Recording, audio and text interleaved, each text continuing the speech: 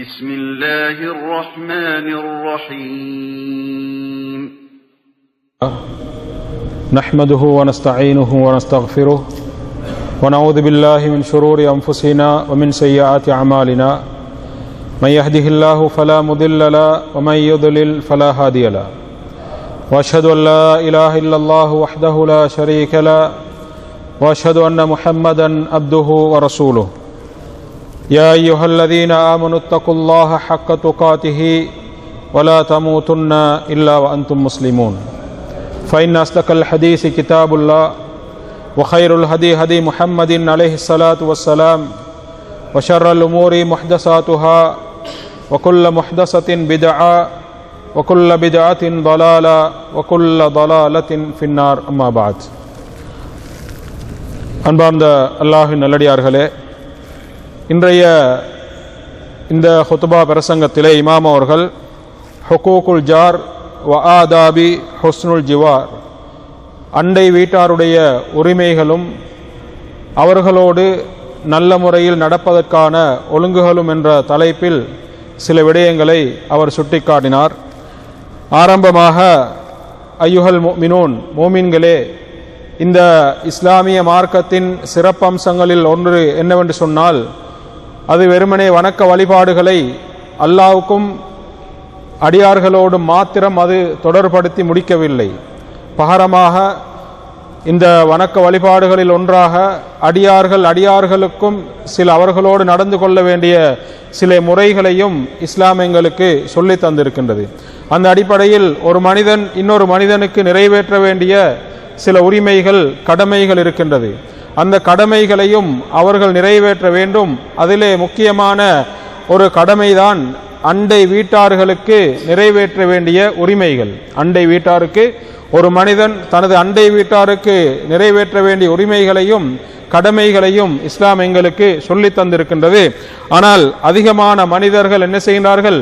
அதிலே பொடுபோக்குத்தனமாக இருக்கின்றார்கள். அவர்களுக்கு நிறைவேற்ற வேண்டிய உரிமைகளை நிறைவேற்றாமல் தனது அண்டை வீட்டான் யாரென்று தெரியாதவர்களாக சிலரும், தூரத்து இருக்கின்ற உறவுகளை தெரிந்தவர்கள் தனது அண்டை வீட்டார் யார் என்று தெரியாத அளவுக்கு இன்றைய நிலை இருக்கிறது என்பதை சுட்டிக்காட்டிவிட்டு, முதலாவதாக இந்த அண்டை வீட்டாரை பற்றி அல் குர்ஆனிலே அல்லாஹு தஆலா அவன் அதை உறுதிப்படுத்தி சொல்லி காட்டுகின்றான்.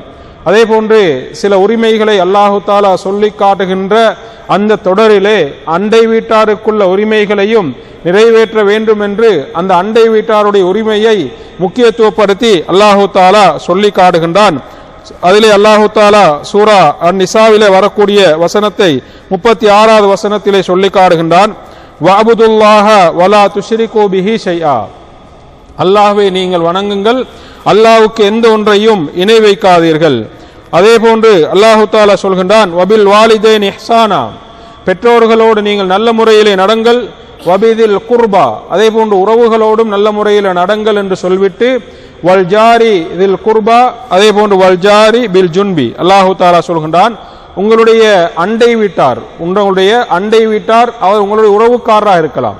அப்ப உறவுக்கார அண்டை வீட்டாரோடும் உறவுக்கார அல்லாத உங்களுடைய பக்கத்து அண்டை வீட்டாரோடும் நீங்கள் நல்ல முறையிலே நடங்கள் என்று அல்லாஹு தஆலா அந்த வசனத்திலே சொல்லி காட்டுவதை நாங்கள் பார்க்கலாம். எனவே இந்த வசனத்தை கொஞ்சம் சிந்தியுங்கள். தஅம்மலு, அதாவது இந்த வசனத்தை நீங்கள் கொஞ்சம் சிந்தித்து பாருங்கள். அல்லாஹு தஆலா அல்லாஹ்வை வணங்க வேண்டும், பெற்றோர்களோடு நல்ல முறையில் நடக்க வேண்டும் என்ற அந்த உரிமையோடு சேர்த்து பக்கத்து வீட்டாரோடு நடந்து கொள்ள வேண்டிய உரிமையையும் அல்லாஹு தஆலா சொல்கிறார் என்று சொன்னால், இது எந்த அளவுக்கு முக்கியமானது என்பதை புரிந்து கொள்ள வேண்டும். இங்கே இரண்டு விதமான பக்கத்து வீட்டாரை அல்லாஹு தஆலா சொல்கின்றான். ஒன்று, அந்த பக்கத்து வீட்டார் எங்களுடைய உறவுகளாக இருக்கலாம். அடுத்து இரண்டாவது பக்கத்து வீட்டார் உறவல்லாத பக்கத்து வீட்டாராக இருக்கலாம். யாரா இருந்தாலும் அவர்களோடு நல்ல முறையிலே நடந்து கொள்ள வேண்டும் என்று அல்லாஹு தஆலா அங்கே அல் குர்ஆனிலே சொல்வதை நாங்கள் பார்க்கலாம். இரண்டாவதாக, அதே போன்று நபி ஸல்லல்லாஹு அலைஹி வஸல்லம் அவர்களும் அண்டை வீட்டாரோடு பக்கத்து வீட்டாரோடு நடந்து கொள்கின்ற முறையை அவர்களும் வலியுறுத்தி சொல்லியிருக்கின்றார்கள். எந்த அளவுக்கு சொன்னால், நபி ஸல்லல்லாஹு அலைஹி வஸல்லம் அவர்கள் சொன்னார்கள், மாசால ஜிப்ரீல் அலைஹிஸ்ஸலாம் அவர்கள் எனக்கு சொல்லிக்கொண்டே இருந்தார், அண்டை வீட்டாரோடு நல்ல முறையிலே நடக்க வேண்டும் என்று எனக்கு வசியத் செய்து கொண்டே இருந்தார். எந்த அளவுக்கு என்று சொன்னால், சில நேரம் அந்த வீட்டாருக்கு என்னுடைய வாரிசு சொத்திலிருந்து கொடுக்க வருமோ என்று நான் நினைக்கின்ற அளவுக்கு அண்டை வீட்டாரோடு நல்ல முறையில் நடக்க வேண்டும் என்பதை ஜிப்ரீல் அலைஹிஸ்ஸலாம் அவர்கள் எனக்கு வலியுறுத்தி வசியத் செய்து கொண்டே இருந்தார் என்று நபி ஸல்லல்லாஹு அலைஹி வஸல்லம் அவர்கள் சொன்ன செய்தியை புகாரி, முஸ்லிம் போன்ற கிரந்தங்களிலே பார்க்கலாம். எனவே இந்த செய்தி எல்லாம் அண்டை வீட்டாரோடு பக்கத்து வீட்டாரோடு எப்படி நடந்து கொள்ள வேண்டும் என்பதை எங்களுக்கு குர்ஆனும் ஹதீஸும் சொல்லி காட்டுவதை நாங்கள் பார்க்கலாம். பக்கத்து வீட்டார் என்பது வெறுமனே உங்களுக்கு பக்கத்திலே வசிக்கின்ற ஒரு மனிதர் மாத்திரமல்ல, அவர் உங்களுடைய வாழ்க்கை துணை. அவர் உங்களுடைய வாழ்க்கை துணை. உங்களுடைய நீங்க வீட்டை விட்டு போறது வாரது, அதே போன்று உங்களுடைய சந்தோஷமான நிலை, உங்களுடைய கஷ்டமான நிலை, இப்படி எல்லாவற்றையும் அவர் அறிந்தவராக இருக்கின்றார். உங்களுக்கு பக்கத்து வீட்டாராக இருப்பவர் அவர் இவைகளை எல்லாம் அறிந்தவராக இருக்கிறார். நீங்கள் அவருக்கு ஏதாவது நலவு செய்தார், அவர் அதை என்ன செய்வார்? 4 பேரிடத்திலே சொல்லி காட்டுவார்.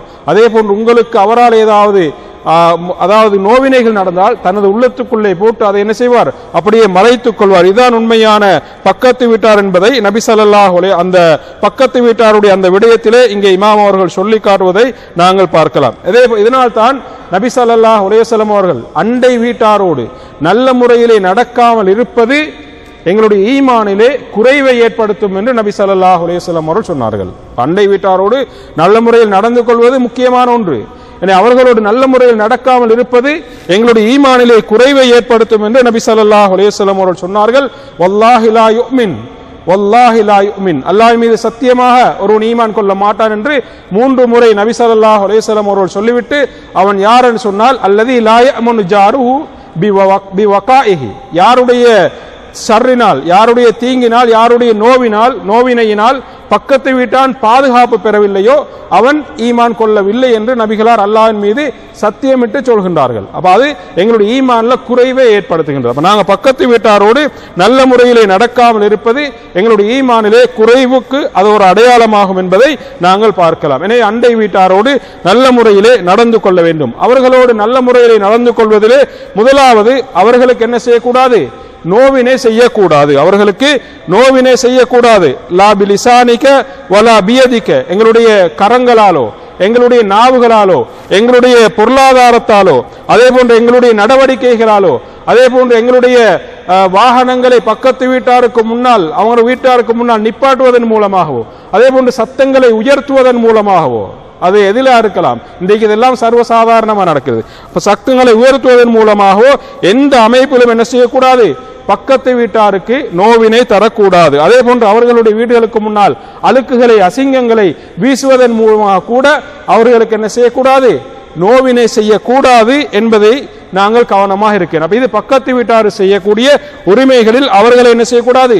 நோவினை செய்யக்கூடாது. அப்ப சிலர் என்ன நினைக்கிறாங்கன்னு சொன்னா, அவர்களுக்கு நோவினை செய்வது என்பது நாங்கள் அவங்களுக்கு ஏசவில்லை, அதே போல் நாங்கள் உடல் ரீதியாக அவர்களுக்கு அடிக்கவில்லை அப்படி என்று சிலர் நினைக்கின்றார்கள். அதுதான் நோவினை செய்வது என்று நினைக்கின்றார்கள். ஆனால் இதுவல்ல, இது மாத்திரமல்ல, இதோடு சேர்ந்துதான் இந்த மேலே சொன்ன விடயங்களும் அவர்களுக்கு நோவினை செய்வதுதான். அப்ப அவர்களுடைய வீடுகளுக்கு முன்னால் கழிவுகளை போடுவது, எங்களுடைய வீட்டில் சத்தங்களை உயர்த்தி அவர்களுக்கு தொந்தரவு கொடுப்பதெல்லாம் அங்கே அண்டை வீட்டாருக்கு நோவினை செய்வதாக நாங்கள் பார்க்கலாம்.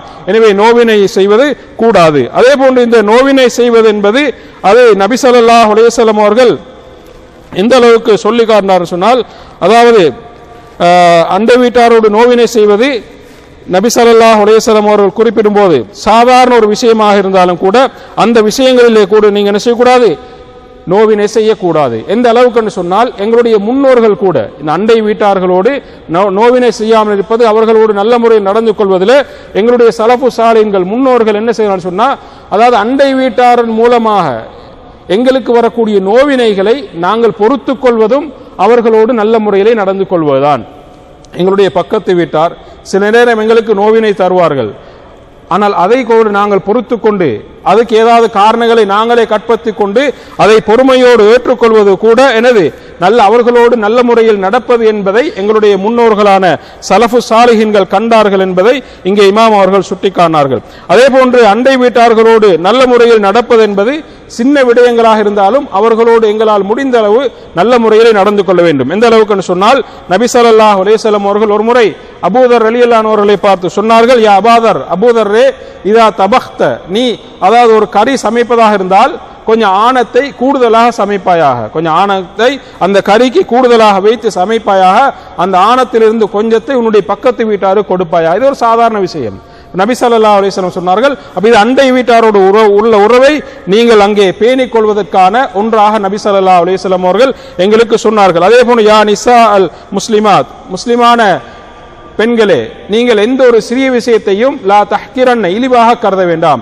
அது உங்களுடைய பக்கத்து வீட்டாருக்கு நீங்கள் கொடுக்கக்கூடிய ஆட்டினுடைய அந்த கொழும்பாக இருக்கலாம், ஆட்டினுடைய குழம்பாக இருக்கலாம், அந்த ஆணமாக இருந்தாலும் அதை சமைத்து நீங்கள் அண்டை வீட்டாருக்கு கொடுப்பதாக இருந்தாலும் அதை கூட நீங்கள் என்ன செய்யக்கூடாது, இழிவாக கருதக்கூடாது என்பதை நபி ஸல்லல்லாஹு அலைஹி வஸல்லம் அவர்கள் சொன்னார்கள். இதெல்லாம் புகாரி முஸ்லிம் போன்ற கிரந்தங்களே வரக்கூடிய செய்தியாக நாங்கள் பார்க்கலாம். எனவே இதெல்லாம் அண்டை வீட்டாரோடு சின்ன விடயங்களாக இருந்தாலும் நாங்கள் என்ன செய்யணும், அவர்களோடு நல்ல முறையிலே நடந்து கொள்ள வேண்டும் என்பதை எங்களுக்கு சொல்லி காட்டுகின்றது.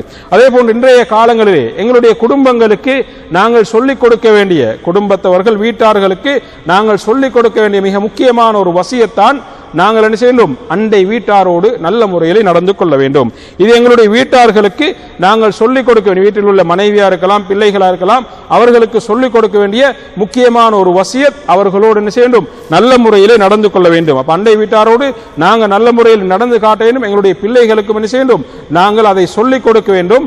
அதை சொல்லிக் கொடுப்பதை விட நாங்களும் அவர்களோடு நல்ல முறையில் நடந்து காட்டுவது அது மிகப்பெரிய ஒரு முன்னுதாரணமாகும் என்பதையும் நாங்கள் புரிந்து கொள்ள வேண்டும். அதே போன்று நல்ல இந்த அண்டை அயலவர்களோடு அண்டை வீட்டாரோடு நல்ல முறையிலே நடப்பதில் ஒன்றுதான் அவர்கள் நோய்வாய்ப்பட்டால் அவர்களை நலம் விசாரிக்க செல்வது, அவர்கள் ஏதாவது கஷ்டத்தில் இருக்கிறார்கள் சொன்னால் அவர்களுக்கு ஆறுதல் சொல்வது, அவர்களுக்கு ஏதாவது உதவி தேவைப்பட்டால் அந்த உதவியை செய்து கொடுப்பது, அதே போன்று அவர்களுடைய குறைகளை மறைப்பது, அவர்களுடைய ரகசியங்களை எல்லாம் பகிரங்கப்படுத்தாமல் இருப்பதெல்லாம் அண்டை வீட்டாருக்கு செய்ய வேண்டிய உரிமைகளாக இங்கே இமாம் அவர்கள் குறிப்பிட்டு காட்டுகின்றார்கள். அதே போன்று அண்டை வீட்டாருக்கு செய்ய வேண்டிய அந்த உரிமைகளில் உள்ள ஒன்றுதான் இன்றைக்கு அந்த அண்டை வீட்டாருடைய உரிமைகள், அதாவது அவர்களுக்கு செய்ய வேண்டிய அந்த உரிமைகள் எல்லாம் இன்றைக்கு நாசமா போவதற்கான காரணங்கள்ல முக்கியமான ஒன்று என்னவென்று சொன்னால், அதாவது நாங்கள் வதந்திகளை பரப்புவது, அவர்களை பற்றி என்ன செய்வது, வதந்திகளை பரப்புவது, அதே போன்று அவர்களோடு நாங்கள் எதற்கெடுத்தாலும் சண்டை பிடிப்பது,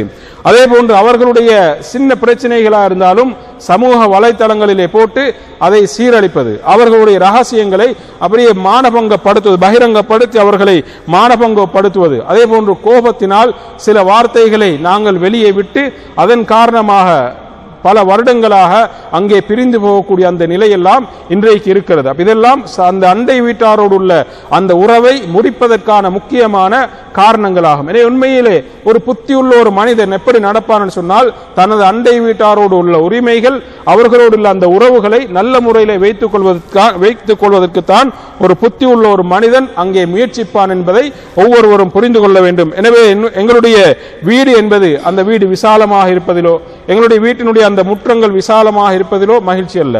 வீட்டில் உள்ளவர்கள் அதை நாங்கள் மகிழ்ச்சியாக சந்தோஷமாக இருக்க வேண்டும். அதே போன்று எங்களுக்கு பக்கத்தில் இருக்கக்கூடிய அண்டை வீட்டாரும் அவர்களோடும் நல்ல முறையில் அந்த உறவு இருக்க வேண்டும். அந்த அண்டை வீட்டார் நல்ல முறையிலே செழிப்பான, அவர்களோடு உள்ள உறவு நல்ல முறையிலே செழிப்பாக இருந்தால்தான் அங்கே அந்த சமூகமும் நல்ல முறையிலே செழிப்பாக இருக்கும். அப்படி இல்லை என்றிருந்தால் அங்கே அந்த சமூகமும் என்ன செய்யும், அங்கே அதுவும் நாசமாக போகக்கூடிய ஒரு நிலை ஏற்படும். எனவே அன்பார்ந்த அல்லாஹ்வின் நல்லடியார்களே, இபாதல்லாஹ், நீங்கள் அண்டை வீட்டார்களுக்கு செய்ய வேண்டிய உரிமைகள், கடமைகளை அல்லாஹ் இஸ்லாம் எங்களுக்கு எந்த அளவுக்கு சொல்லி தந்திருக்கிறதோ அந்த அமைப்பில் அவர்களுக்கு கொடுக்க வேண்டிய உரிமைகள், கடமைகளை செய்வது ஒவ்வொருவர் மீதும் கடமையாக இருக்கின்றது. இஸ்லாம் இது எங்களுக்கு வலியுறுத்தி சொன்ன அண்டை வீட்டாருக்கு செய்ய வேண்டிய உரிமைகளாகும் என்பதை இங்கே இமாம் அவர்கள் தங்களுடைய 2 ஹுத்பாக்களிலும் எங்களுக்கு சுட்டிக்காட்டிவிட்டு அதற்கு பின்னால் அவர்கள் அந்த துவாக்களை ஓதி அவருடைய ஹுத்பாவை முடித்துக் கொண்டார். وآخر دعوانا أن الحمد لله رب العالمين سبحانك اللهم وبحمدك أشهد أن لا إله إلا أنت أستغفرك.